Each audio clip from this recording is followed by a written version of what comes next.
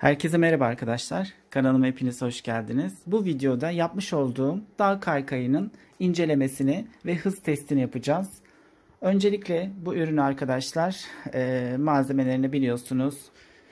Parça parça almıştım Çin'den. Hepsini toparladım. Bir önceki videomdan da görmüştünüz.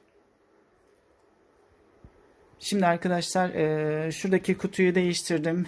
Saklama kabı kullanmıştım ama onu söktüm. Bunu kullandım. Bu kutunun içinde de arkadaşlar 3 tane 36 volt 4.4 amper Samsung marka bataryamız var. Şuraya da açma kapama tuşu koydum. Şurada üstünde de arkadaşlar yedek bataryamız var. Bu bataryamızda 36 volt 10 amper gücünde. Bu bataryayla yaklaşık 45-50 kilometre yol kat edebiliyor. Şurada da ESC cihazımız var.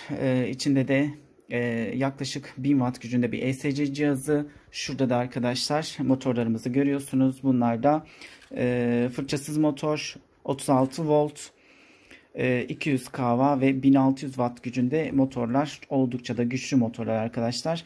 Kömürlü olmadığı için çok fazla ömürlere sahip motorlar. Ayrıca bana toplam maliyeti 4000 liraya buldu diyebiliriz. Şimdi bu ürünün hız testini yapacağız. Dilerseniz hemen hız testine başlayalım. Şimdi kaykayımızın ne kadar hız yaptığını şu anda göstermeye çalışacağım size. Şu anda hareket ediyoruz arkadaşlar.